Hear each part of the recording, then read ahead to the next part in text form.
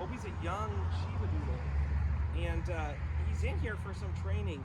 Believe it or not, folks, we get a lot of Sheepadoodles into our training program that are, having separation anxiety or reactivity towards dogs and people. Your typical jumping up on people and peeing when they greet people. And a lot of times, this is unfortunate because with the right approach, a golden doodle, a labradoodle, a sheepadoodle, an Aussie doodle, it can be a great dog. But without the right approach and without the right setup from the start, you could end up with a really challenging dog on your hands. And, quite frankly, a big doodle, it could be a little bit scary when these guys get out of control because they're big and they're powerful. So one thing I want you to think about is the types of relationships that we can start with a dog like this, or the type of relationship a dog like this can start associating with people in general. These dogs, they're really cute. I mean, look at him. He looks like a teddy bear.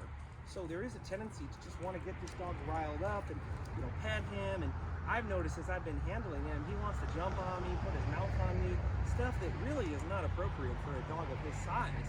And, it looks cute because he's got all this fluffy hair, but it's very important with a dog like this to not let the cuteness undermine the need for having a very calm relationship with them. If you want to be taking them places and have them be calm, pet them when they're calm, open the doorway for them when they're calm, give them things for being calm, and avoid the temptation to pet them and give them a ton of attention, or allow other people to give them a ton of attention for acting like just crazy. It will undermine the training, and that's not fun for anybody when you've got a dog that just wants to go crazy, and the dog thinks that that's what you want them to do because you pet him a bunch of times for just being a knucklehead. Good job, buddy. The second thing I want to talk about is food training with these dogs. It can be hard to food train dogs like this because, first of all, some of them really want to play with toys. And so if you've got a doodle and you're not giving them an outlet for tug or fetch, that's something to think about. You may want to give them an outlet for tug or fetch.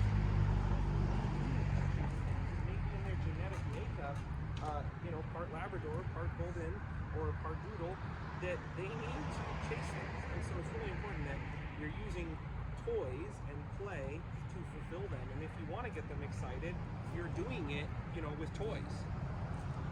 Why is it also hard to train these dogs with food? Well, look at these other dogs standing up here. They don't have a lot of fur on them, so it's easy for me to tell how hefty my Amanita is or how hefty my Holly is. But with this dog with so much fur, it could be easy for the dog to get overweight, and we won't even know because there's so much fur covering the dog. Oftentimes, low food motivation can create a lot of issues when we're trying to work with the dog around distractions because the dog's just not motivated to do anything that we want it to do for the treats that we have, or ideally the food. Another point I wanted to make, which I see really common, is people get a doodle and they have this idea that they want to train the doodle using positive reinforcement. They don't really understand what that entails, or the dogs that they've met that have been trained that way, they don't really understand the genetic dispositions those dogs have, or perhaps the amount of time that took the owners to accomplish these goals, or the limitations that may still be there. You could see with this guy here, walking him in a controlled environment with a slip lead on and a pouch full of treats, he's struggling to understand the leash.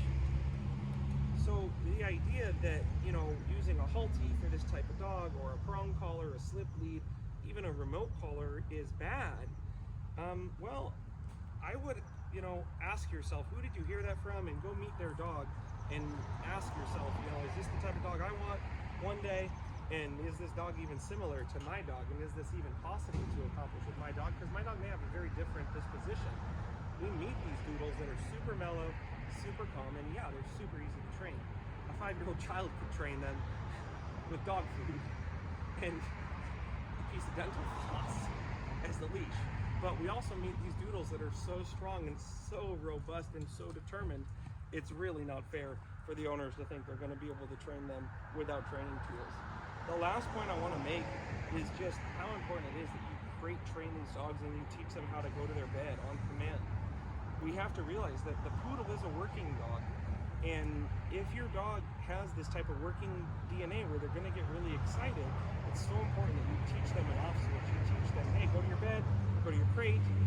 I don't care if you tell them to go to the bathroom or go to the closet and just relax. It's so important that they understand how to settle on command. so much of this exercise I've been doing with this dog right now has just been helping him understand how to settle on the leash.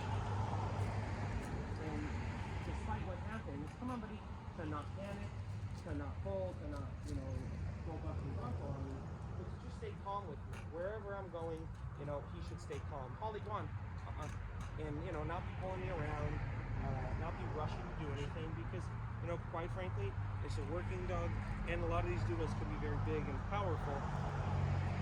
So it's so important you condition them to be calm when they're on their lead, calm when they go to their bed, calm when they go to their crate, calm in the car, all that stuff. It's just so important.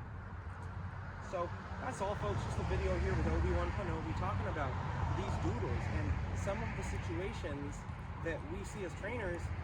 It could be avoided by following the tips that just heard me say in this last, 8 minutes. So if you need one-on-one help, obviously we're available to help one-on-one. You can check out my poetry book too on my website. The link's in the description below. And always, you can like this video, subscribe, or ask me any questions. Let me know what you think. If you agree with me, you disagree with me, let's have a conversation. Remember, as always, folks, we don't blame them, we train them. Until next time. Right, Obi? Yeah, good boy.